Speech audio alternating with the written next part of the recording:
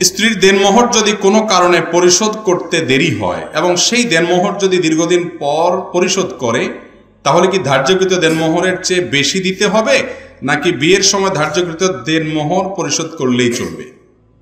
গুরুত্বপূর্ণ প্রশ্ন। দেনমোহর তো নগদ দেওয়া, এটা এখন সোনার হরিণ হয়ে গেছে আমাদের সমাজে। সবাই দেনমোহরের ক্ষেত্রে ফাঁকিঝুঁকি করে। নগদ যেটুকু লেখে কাবিননামাতে, সেখানে লেখে উসুল এত টাকা। এই উসুলের মধ্যে বহু দুই নাম্বারই হয়। বাজার করছে 50,000 টাকা, উসুল লেখে 1 লাখ টাকা। বিয়ের অনুষ্ঠান, মেয়ে পক্ষ লজ্জা শরমে কিছু বলতেও পারে না যে কোনটা কত দিয়ে কিনছেন, হিসাব দেন, ভাউচার জমা দেন, এটা বলতেও পারে না। এই সুযোগে ছেলে পক্ষ মিথ্যা কথা লিখে দেয়, 50,000 1 লাখ বানায় দেয়, 1 লাখে 2 লাখ বানায় দেয়। আছে না নাই? যারা এগুলো করবেন দুনিয়াতে হয়তো পার পেয়ে যাবেন, কিয়ামতের ময়দানে স্ত্রীর এই মহারণার টাকা যেটা মিথ্যা লিখেছেন সেটা পরিশোধ করতে আর মিথ্যার জন্য আলাদা বিচারের মুখোমুখি হবে। খবরদার।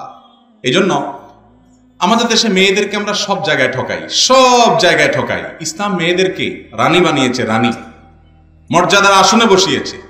বিয়ের মোহরটা জীবনে তো আর দিবেন না। অনেক জামাই আছে, অনেক স্বামী আছে এমন বখিলের বখিল, মেয়েকে পরের ঘর থেকে আনছে বিয়ে করে, সারা জীবন সংসার করে, একটু হাত খরচের টাকা দেয় না। তার তো একটু ব্যক্তিগতভাবে খরচ করার শখ আহ্লাদ আছে, তার ভাই বেরাদার আছে, মা বাপ আছে, সে তো উপার্জন করে না। আপনার সংসারের জন্য গাদা খাটনি করে জীবন শেষ করে ফেলে, আপনার ছেলে মেয়ে মানুষ করে, যেগুলো আপনার কাজের লোক নিয়ে করা লাগতো সেগুলো সব সে করে দিচ্ছে, বেচারি কোনো কিছু করতে পারে না। তাহলে আপনার উপার্জন থেকে তাকে কিছু হাত খরচের টাকা দেন, স্বাধীনভাবে কিছু খরচের সুযোগ দেন। সেইগুলো তো পরের কথা। সারা জীবনে একবার দিবেন মোহরের টাকা, সেখানেও 900 করে 10 টাকা দিয়ে বলেন উসুল 20 টাকা, আর বাকি যেগুলা বাকি সেগুলা বাকির নাম ফাঁকি। মহারণা যা ধার্য করা হয়েছে তা হুবহু পাই পাই করে হিসেব করে স্ত্রীকে বুঝিয়ে দিয়েছেন। যে সমস্ত বীর পুরুষ আছেন হাত তোলেন। দেখছেন কয়টা বীর পুরুষ এই মজলিসে? গণা যাবে মোট 50-60টা বীর পুরুষ। আর বাকিগুলা বিয়ে করেন নাই, বেঁচে গেছেন। যারা বিয়ে করেন নাই তারা তাহলে প্রতিজ্ঞা করেন, মোহরের যেই টাকা ধার্য করা হবে ওইটা আপনার স্ত্রীকে আপনি পরিশোধ করে দিবেন। দিবেন তো ইনশাআল্লাহ? নগদ দিবেন না বাকি? বীর পুরুষ হলে নগদ দেওয়ার চেষ্টা করবেন। আর বাকির নাম দিয়া এরপরে বছরকে বছর ঝুলায় রাখবেন, এটা করবেন না আল্লাহর রাস্তে।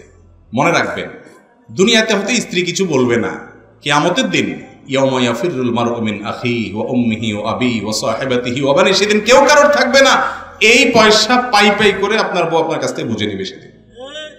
এই জন্য স্ত্রীর মহারণা পরিশোধ করবেন তো ইনশাআল্লাহ?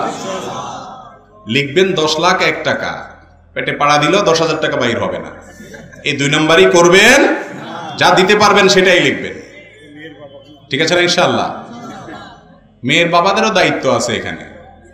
মেয়ের বাপরা ছেলে বিয়ে দিচ্ছেন, আপনার মেয়ের জামাইয়ের কয় টাকা ইনকাম আপনি তো জানেন। তো 20 লাখ টাকা মোহর কোন আকলে ধরেন, কোন হিসাবে ধরেন? এই ছেলেকে আটকাচ্ছেন। যারা মেয়ের বাবা আছেন শুনে রাখেন, কেন বেশি মোহর ধরেন আমি জানি।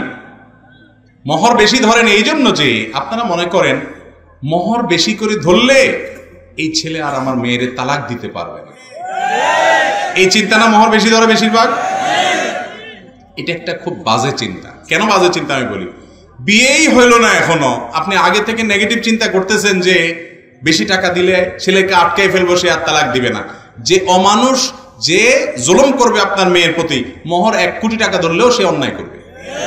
আর যে ভালো মানুষ, সে আপনার মেয়ের প্রতি জুলুম করবে না যদি পরিমাণ মোহরের কমও হয়। আমাদের বাপ চাচারা যারা ছিলেন, আগের যুগের মুরব্বীরা যারা ছিলেন, স্টেজে যারা আছেন, সামনে যারা আছেন, ডানে বামে যারা আছেন, খবর নেন তো মোহর কয় টাকা ছিল? অল্প কিছু মোহর ছিল, ঠিক না? ওনাদের বিয়ে আমাদের চাইতে টেকসই ছিল না আমাদের চা টেকসই? বেশি টেকসই ছিল না? শুধু টেকসই বেশি? আমি তো বলি সব জায়গায় এখন যুবকরা বউয়ের সাথে এত ইটিস ফিটিস, এত মেসেজ আদান প্রদান, এত ফেসবুকে, মেসেঞ্জারে, ইমোতে, হোয়াটসঅ্যাপে, মোবাইলে, সাক্ষাতে, এত কিছু, চাইনিজে নিয়ে যান, বাদাম খাওয়ান, চটপটি খাওয়ান, ফুচকা খাওয়ান, এত কিছু কিনে দেন, এত কিছুর পরও 2 দিন পরে টুনটুন করে বিয়ে ভেঙে যায়।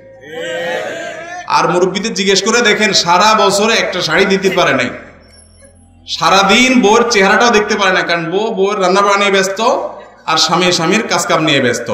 ওই রাতে একটু দেখা হয়েছে, ততক্ষণে হারিকেন সব বন্ধ হয়ে গেছে। মেসেজ আদান প্রদান তো পরের কথা, আলগা কোনো মোহব্বত দেখানোর সুযোগও বউয়ের সাথে পায় নাই চাচারা, ঠিক না ঠিক?